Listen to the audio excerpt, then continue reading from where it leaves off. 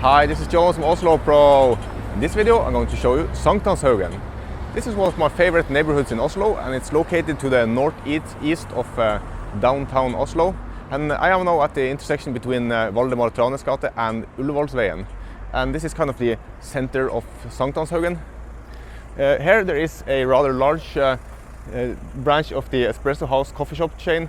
It's nice if you want to sit down with your laptop and do some work. But perhaps the more interesting venue is this one. This is Rouleur. It is part of a new trend in Oslo.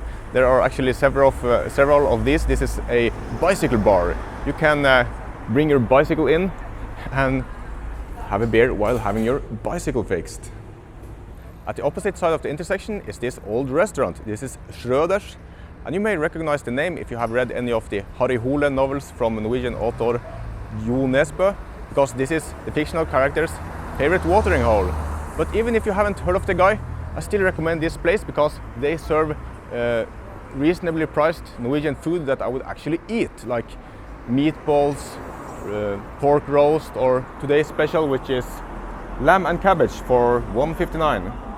Right around the corner from Schrøder's is this place. This is Smalhans, and that means something like hard times, but it is actually quite the opposite, because this is an excellent lunch venue. This is a one-of-a-kind cafe. This is Java. The insides give me a kind of a Soviet vibe with a green tiled walls and high ceiling.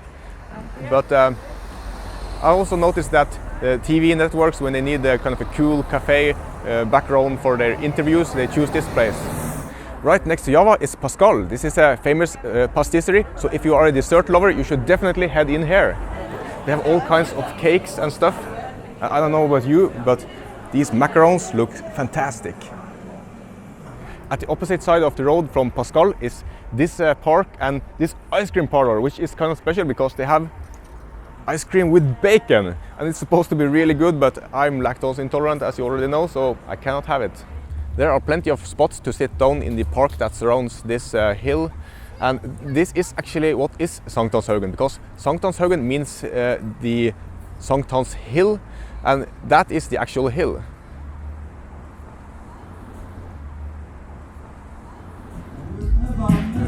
Halfway up the hill there's a cafe, and today is a rather interesting Norwegian rap show going on. We're not at the top yet, so let's go.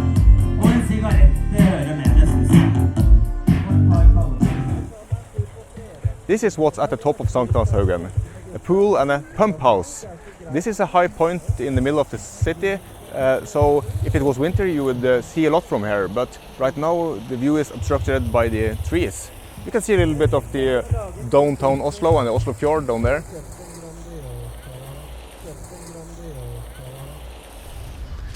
I managed to drop my audio recorder into the pool at the top of Hanshaugen when I stopped my last recording, so we'll have to use the GoPro audio from now on.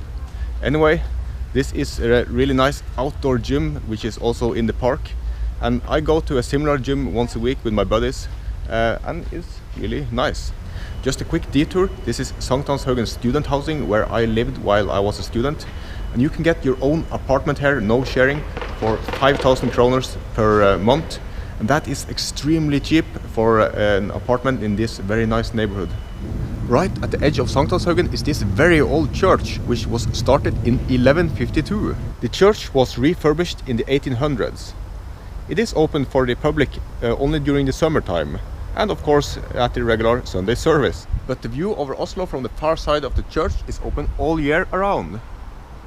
From here we can see the silo at Grünerløkka, which has been converted into student housing right there.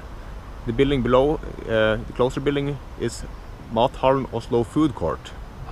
And the buildings in the far, the tall buildings, are downtown Oslo. That's all I had for you in this episode of Oslo Pro. Thank you for watching, and please do not look for Pokemons at the cemetery.